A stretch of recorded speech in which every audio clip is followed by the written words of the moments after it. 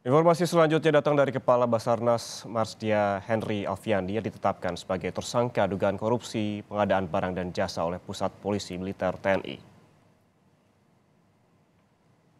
Pengumuman penetapan tersangka disampaikan langsung dan Puspom TNI Marsda Agung Handoko dalam konferensi pers di Mabes TNI Cilangkap.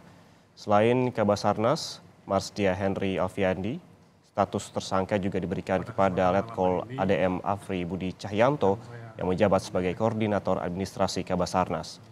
Dan Puspom menambahkan tersangka telah ditahan di instalasi militer milik TNI AU di Halim Perdana Kusuma.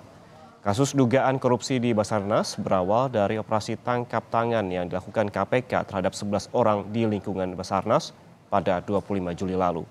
Mereka yang ditangkap terdiri dari pihak swasta dan penyelenggara negara.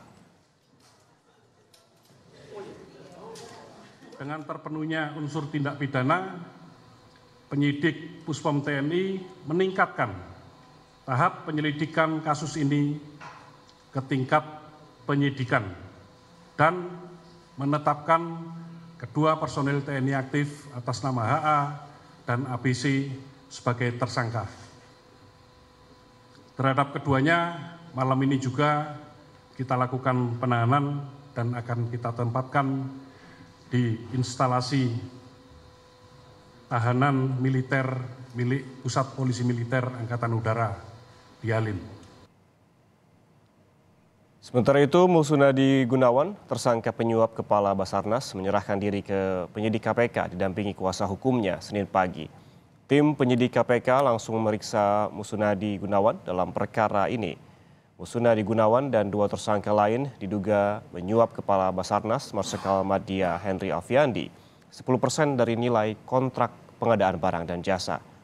KPK menduga sejak tahun 2021 hingga 2023 Kepala Basarnas menerima suap 88,3 miliar rupiah. Klien kami hari ini, walaupun belum ada panggilan resmi, tetapi karena himbauan dari KPK, kemudian kita punya inisiatif, bagusan kita datang dengan sikap etikat baik dan kita kooperatif menyampaikan apa yang menjadi pokok permasalahan yang diketahui oleh klien kami.